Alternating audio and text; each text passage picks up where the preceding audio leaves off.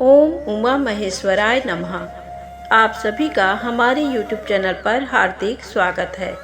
ज्येष्ठ मास महात्म्य में आज सुने आगे की कथा। आज की कथा है लक्ष्मी तीर्थ और अग्नि तीर्थ का महात्म, पिशाच योनि को प्राप्त हुए दुष्पर्य का उद्धार। श्री सूत जी कहते हैं, सब पातकों का नाश करने वाले विशुद्ध चित्त वाला पुरुष लक्ष्मी तीर्थ को जाए। जो कामना मन में रखकर मनुष्य लक्ष्मी तीर्थ में स्नान करता है वह सब प्राप्त कर लेता है। लक्ष्मी तीर्थ बड़ी भारी दरिद्रता की शांति करने वाला, महान धन धान्य की समृद्धि देने वाला, बड़े बड़े दुखों का नाश करने वाला और महान वैभव को बढ़ाने वाला है। वह स्वर्ग और मोक्ष देने वाला, महान ऋण से छुटकारा दिलाने वाला तथा श्रेष्ठ पुत्र प्रदान करने वाला है। ब्राह्मणों, इस प्रकार ये लक्ष्मी तीर्थ का महात्म बतलाया गया। इस तीर्थ में स्नान करने के पश्चात अग्नि तीर्थ को जाए। वह महापुण्यमय और महापातकों का विनाशक है।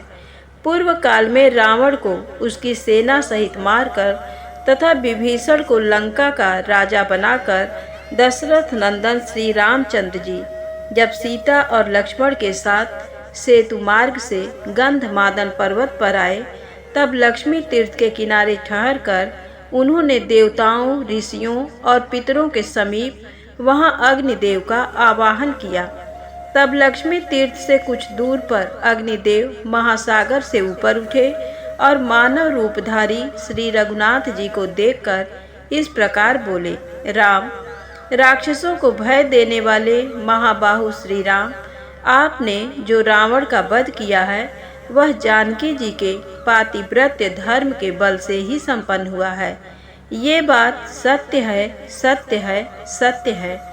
ये साक्षात जगन माता लक्ष्मी हैं। इन्होंने लीला के लिए मानव शरीर धारण किया है। जब आप देव शरीर में स्थित होते हैं तब ये भी दिव्य देह से आपकी सेवा करती हैं। आपने मानव शरीर धारण किया है, इसलिए ये भी मानव कन्या के रूप में प्रकट हुई हैं। आप भगवान विष्णु के शरीर के अनुरूप ही ये भी शरीर धारण कर लेती हैं। जगत स्वामी देवाधिदेव जनार्दन, आप जब जब अवतार धारण करते हैं तब तब ये आपकी सहायिका होती हैं। जब आप भृगुनंदन परशुराम के रूप में अवतीर्ण हुए थे तब ये धरणी नाम से प्रकट हुई थी। इस समय आपके साथ ये जनक नंदिनी सीता के रूप में प्रकट हुई हैं और भविष्य में जब आप श्री कृष्ण अवतार लेंगे तब ये रुक्मिणी होंगी। इसी प्रकार अन्य अवतारों में भी ये आपकी सहायिका होती हैं। अतः रघुनंदन, आप मेरे कहने से इन्हें आदर पूर्वक ग्रहण करें। अग्नि का ये वचन सुनकर देवताओं और महर्षियों ने दशरथ नंदन श्री राम तथा जनक नंदिनी सीता की बार बार प्रशंसा की। श्री रामचंद्र जी ने अग्नि के साक्षी देने से परम निर्मल सती साध्वी सीता को ग्रहण किया। जिस स्थान पर अग्निदेव प्रकट हुए उसी को अग्नि तीर्थ समझो। अग्नि के प्रकट होने से ही उसका नाम अग्नि तीर्थ हुआ। उस मोक्षदायक तीर्थ में भक्ति पूर्वक स्नान करके मनुष्य उपवास पूर्वक वेद वेत्ता ब्राह्मणों को भोजन करावे, उन्हें वस्त्र और धन दे। ऐसा करने से वह सब पापों से मुक्त हो भगवान विष्णु का सायुज्य प्राप्त कर लेता है। पूर्व काल की बात है। पाटलिपुत्र में पशुमान नामक एक वैश्य रहते थे। वे सदा धर्म में तत्पर और ब्राह्मणों की सेवा में संलग्न रहा करते थे। सदा कृषि और गोरक्षा करते हुए पशुमान बाजार की गलियों में धर्मतः सुवर्ण आदि का विक्रय किया करते थे। उनके 3 स्त्रियां थीं जो सदा पति की सेवा में लगी रहती थीं। उन तीनों स्त्रियों से सुपर्य आदि 8 पुत्र उत्पन्न हुए। वे जब 5 वर्ष के हो गए तब उन्हें कर्तव्य की शिक्षा दी जाने लगी। वे धीरे धीरे खेती, गोरक्षा और व्यापार का काम भली भांति सीख गए। सुपर्य आदि 7 पुत्र पिता की बात सुनते और पशुमान जो कहते उस कार्य को तत्काल पूरा करते। उन्होंने सोने के कारोबार में भी अत्यंत कुशलता प्राप्त कर ली। किंतु वैश्य का 8वां पुत्र दुष्पर्य बचपन से ही खोटे मार्ग पर चलने लगा। वह पिता की बात नहीं सुनता था। दुष्पर्य बाल्यकाल से ही बालकों को सताया करता था। पशुमान ने उसे दुष्कर्म परायण देखकर भी ये नादान है ऐसा कहकर उसकी उपेक्षा कर दी। तदनंतर वैश्य के 8 पुत्र युवावस्था को प्राप्त हुए।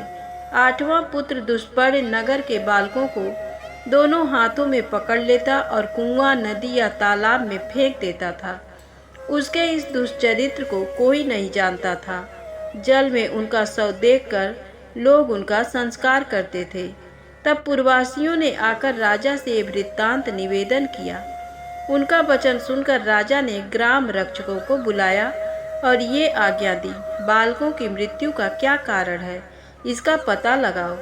ग्राम रक्षक बालकों के मारे जाने के रहस्य का पता लगाने लगे, किंतु बहुत खोज करने पर भी उन्हें उस बाल घात का पता नहीं लगा। वे डरते हुए राजा के पास गए और बोले, महाराज, हम बहुत खोज करने पर भी ये नहीं जान सके कि कौन इस नगर में रहकर निरंतर बालकों की हत्या करता है। तदनंतर किसी समय वह वैश्य बालक अन्य 5 बालकों के साथ कमल निकाल कर ले आने के बहाने सरोवर के निकट गया। वहां उसने उन बालकों को जबरदस्ती पकड़कर पानी में डुबा दिया। वे बालक चीखते चिल्लाते रहे, तो भी उस क्रूरात्मा ने उन्हें कंठ तक पानी में ले जाकर डुबा दिया।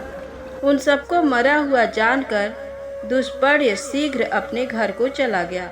उन 5 बालकों के पिता अपने पुत्रों को नगर में ढूंढने लगे। वे 5 बालक अधिक छोटे नहीं थे। पानी में डाल देने पर भी वे मर न सके। धीरे धीरे सरोवर के किनारे आ गए और वहीं घूमते रहे। इतने में ही अपने बंधुओं द्वारा नाम ले लेकर पुकारने की आवाज़ उन्हें दूर से सुनाई दी। तब उन्होंने भी जोर से बोलकर उत्तर दिया। बालकों की आवाज़ सुनकर उनके पिता सरोवर के तट पर गए। वहां उन्हें जीवित देखकर उन सबको बड़ा हर्ष हुआ। फिर पिता आदि ने पूछा, तुम्हारी ऐसी दशा क्यों हुई? तब बालकों ने दुष्पर्य के उस दुष्कर्म का वृत्तांत अपने बंधुओं को कह सुनाया। ये बात जानकर पुरवासियों ने राजा को इसकी सूचना दी। राजा ने पशुमान को बुलाकर कहा, पशुमन, ये नगर बहुत से बालकों से भरा पूरा रहा है, किंतु तुम्हारे दुरात्मा पुत्र ने इसे प्रायः सूना कर दिया। अभी अभी इन बालकों को उसने जल में डुबो दिया था, परंतु दैव योग से ये जीवित निकल आए हैं। बताओ, इस समय क्या करना चाहिए? मैं तुम्ही से पूछता हूँ, क्योंकि तुम सदा धर्म में तत्पर रहते हो। राजा के ऐसा कहने पर धर्मज्ञ पशुमान ने कहा, राजन, जिसने सारे नगर को सूना कर दिया है वह वध के ही योग्य है। इस विषय में कुछ पूछने की बात ही नहीं है। ये अत्यंत पापात्मा मेरा पुत्र नहीं, शत्रु ही है। इसने इस नगर को बालकों से खाली कर दिया। उस दुष्ट के उद्धार का मुझे कोई उपाय नहीं दिखाई देता। मैं सच कहता हूँ, इस दुष्टात्मा को प्राणदंड दिया जाए। पशुमान का ये वचन सुनकर समस्त पुरवासी पशुमान की प्रशंसा करते हुए राजा से बोले, महाराज, इस दुष्ट को मारा न जाए, अपितु चुपचाप नगर से निकाल दिया जाए। तब राजा ने दुष्पर्य को बुलाकर कहा, ओ दुष्टात्मन, तू शीघ्र हमारे राज्य से बाहर चला जा। यदि यहाँ रहेगा तो मैं तेरा वध कर डालूंगा। इस प्रकार डांट बताकर राजा ने दूतों द्वारा उसे नगर से निर्वासित कर दिया। तदनंतर दुष्पर्य भयभीत हो उस देश को छोड़कर मुनि मंडली से युक्त वन में चला गया। वहां जाकर भी उसने एक मुनि के बालक को जल में डुबो दिया। कुछ बालक खेलने के लिए गए हुए थे। उन्होंने उस बालक को मरा हुआ देख अत्यंत दुखी हो उसके पिता से ये समाचार कहा। तब उग्रश्रवा ने बालकों से अपने पुत्र के मारे जाने का समाचार सुनकर तप के प्रभाव से दुष्पर्य के चरित्र को जान लिया और उसे शाप देते हुए कहा, अरे, तूने मेरे पुत्र को पानी में फेंक कर मार डाला है, इसलिए तेरी मृत्यु भी जल में ही डूबने से होगी और मरने के बाद तू दीर्घ काल तक पिशाच बना रहेगा। ये शाप सुनकर दुष्पर्य को बड़ा दुख हुआ तथा वह उस वन को छोड़कर सिंह आदि क्रूर जंतुओं से युक्त दूसरे भयंकर वन में चला गया। वहाँ बड़े जोर की वर्षा और आंधी चलने लगी। दुष्पर्य ने देखा एक मरे हुए हाथी का सूखा कंकाल पड़ा है। उस समय आंधी और प्रचंड वर्षा के कष्ट को न सह सकने के कारण वह उस हाथी के पेट की गुफा में घुस गया। फिर बड़ी भारी वर्षा हुई। जल का महान प्रवाह हाथी के पेट में भी भर गया।